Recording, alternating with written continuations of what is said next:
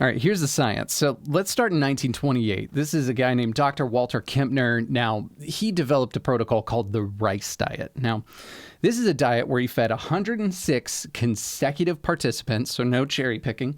He fed them a diet of white rice, white table sugar, fruit juice, and fruit. He saw phenomenal results. Like, not only was he seeing like lower blood glucose levels, lower insulin levels, but like he was also like reversing heart disease and hypertension and kidney disease while he was at it. If you don't think that's crazy, allow me to introduce you to this guy. So 1971, Dr. Brunzell quite literally takes a bunch of people with pre-diabetes and he gives them a diet of sugar water. Like, it's like dextrose in water.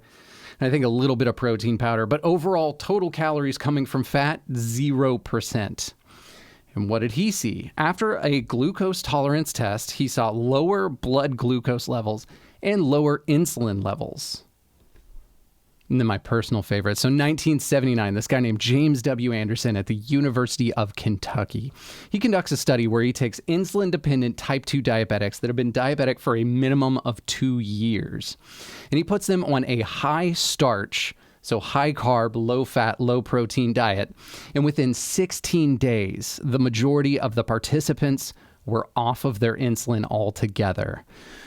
But the part about that study that's so interesting to me is that he practically force feeds these people so that they do not lose a single pound, because he does not want weight loss to be attributed towards any of the success. And the thing that these studies show over and over again is that the higher amount of the percentage of overall calories that come from carbohydrates, the better the overall outcome is for glucose management. And I also think it's interesting, too, that the way that you induce insulin resistance in an animal, if you're looking to create a study, is that you feed that animal a high-fat diet. So that was another epiphany for me, right?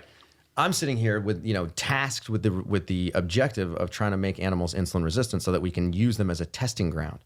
And when I started looking in the literature, I was like, how do I make an animal insulin resistant? Okay, I probably got to give them a high fructose diet or a high sucrose diet. And so I was looking in the literature with that preconceived notion. And then I would read, we induced insulin resistance in laboratory animals by feeding them a diet containing 70% saturated fat for 8 weeks. We induced insulin resistance. We induced type 2 diabetes in laboratory animals, by feeding them a high-fat diet, high-fat diet, high-fat diet. And I was like, this is unreal. You feed animals a high-fat diet and they develop diabetes? Why is it that when in the public, when you say the word diabetes, the first association people make is sugar? Right.